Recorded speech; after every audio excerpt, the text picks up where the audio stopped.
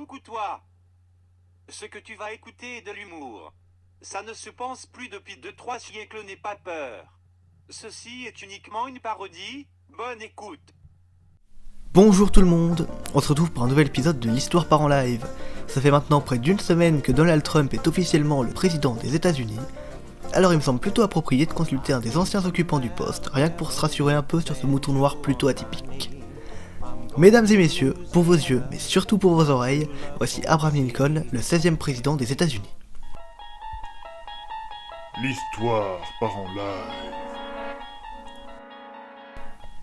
Alors monsieur Lincoln, il paraîtrait que vous êtes le plus grand président que les États-Unis aient connu, d'ailleurs vous avez même fini sur le mont Rushmore.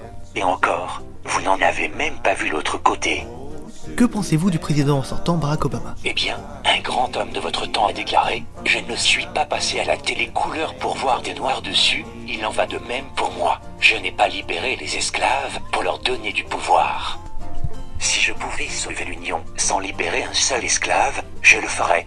Si je ne pouvais la sauver qu'en les libérant tous, je le ferais aussi. » Ah oui, quand même. Bon, et sinon, que pensez-vous de Donald Trump? Après tout, ça faisait presque 10 ans qu'un républicain n'avait pas été élu au poste de président.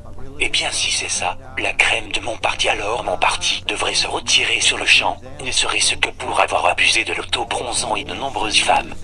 Et que pensez-vous de la création d'un mur entre les États-Unis et le Mexique? Un Mexicain, c'est quelle race d'esclaves déjà? Bon, sinon, la dernière pièce de théâtre que vous avez vue, elle vous a plu? Oui, beaucoup. C'était si réaliste. J'ai presque ressenti l'impact de balles.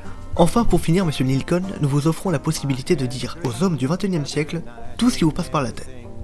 Tout ce qui me passe par la tête.